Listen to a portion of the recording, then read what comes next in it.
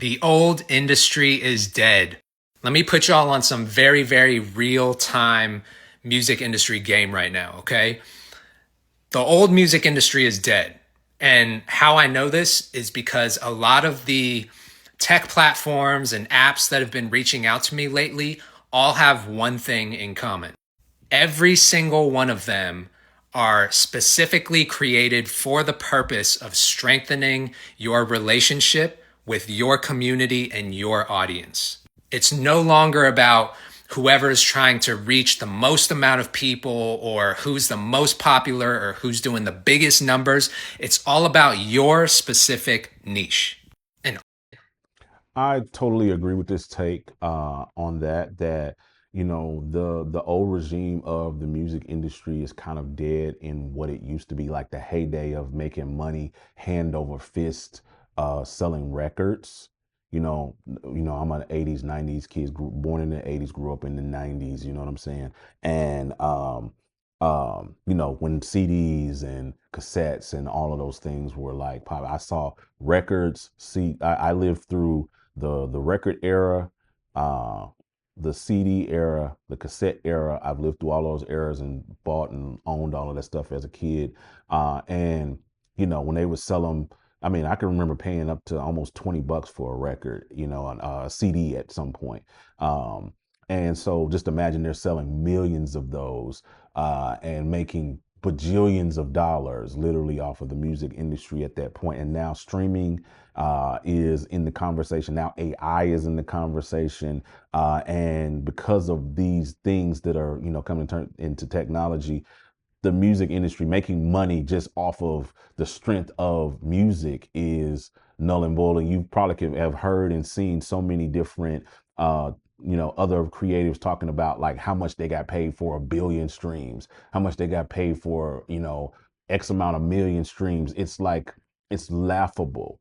It's laughable. You'd have to like literally stream like the entire planet's worth every month to really make some good money off streaming. Publishing and some of those other things, and sync and a lot of things are different conversations. But as he said, like I think now it's moving more to interest based and community based, industry. And so if you're trying to really make money in this industry now, you have to be able to tap into what people's interests are, tap into where people are in the marketplace, what they're doing, what their interests like. You got to be interesting as a person. Where it used to be, you just had to be interesting as an artist. You just could sing your face off or play your face off and people would just show up. You know what I mean? Now, because of the way the internet is flowing, people are always like tapping into what they're interested in. So I've like even advised a bunch of artists, a bunch of producers, a bunch of people like, yo, figure out how to be interesting. You got to figure, if you really want to make money in this industry, you got to figure out how to be interesting. And then once you figure out how to be interesting as a person, whatever that interest is, whatever you tap into that interests people, then you lead with that and then build a community around that. And once you build a community around that, the music doesn't become the center of what you're doing. The interest in the community does. And then everything else with your music as the ancillary part of it will make you money from that standpoint. And there's so many different ways, but let's let him continue to cook. all of these platforms and apps and companies see the writing on the wall. They know what's coming. And so, how does that affect artists, musicians, producers, anyone who's building your community online right now? That means that you need to have a more tailored approach to your content, your art, your music, etc. You need to have a higher intelligence of like who your audience is, who you're trying to reach, who you're tailoring your message for, and how you're reaching them. Because if you're just throwing stuff out there in hopes of reaching someone that doesn't already follow you, that isn't familiar with you, you're probably approaching it with the wrong strategy. Right now, more than ever before in the history of the music industry, if you're not able to explain to someone as a musician or as a creator what your music looks like and feels like in one sentence in a very, very clear way that they can understand, then you need to take some serious, serious time to think about what that answer looks like. So that's valid. I love that take or what have you. Like you said, it's about like trying to figure out how to get people's attention. And I use an acronym, I call it AIM, AIM. And AIM, in my opinion, means attention is money. Attention is the currency of the internet right now. It's attention, attention, attention, attention. People are companies, platforms, social media, YouTube, myself, even in this video, we're all fighting for your attention. We're fighting for your attention because if we can get your attention, we can figure out a way to sell you something in some way, form, or fashion.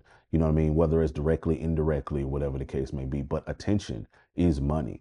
And so you have to take that same principle into what you're doing as a creative, as an artist, as a producer, as a whatever you call yourself, whatever you're digging into, and figure out how do I tap into the attention of what people is. Like I knew an artist that was trying to really push his music, and he was telling me, and I about how he was struggling trying to get it. And I was like, well, what do you do outside? What is else that you're good at, or what's interesting about you besides just your music? You know what I mean? Because people can find a singer anywhere. They can find good vibes, good music anywhere. What makes them want to buy into you as an individual? You know what I'm saying? Like as a person, he's like, well, I like to cook. It's like, bro, get on TikTok, get on Instagram, get on whatever the case may be, and cook. And talk to people about what you're cooking and these different meals and these different aspects of what you're doing. And while you're doing that, put your music in the background. You making up and you stirring that pot and you showing them this good looking food they're interested in. They're like, wow, that's super dope. And they're like, by the way, go check my single out. It's available on all digital platforms right now. Make sure you support your boy. But attention, bro. They like, oh yeah, that song is fire. And then you're also hacking the algorithm as well, because social media now, if you do it right, if you set your stuff up right, you can get paid from your money getting streamed on Instagram, on TikTok, and all of those different things like that. So it's attention. It's the currency of the industry.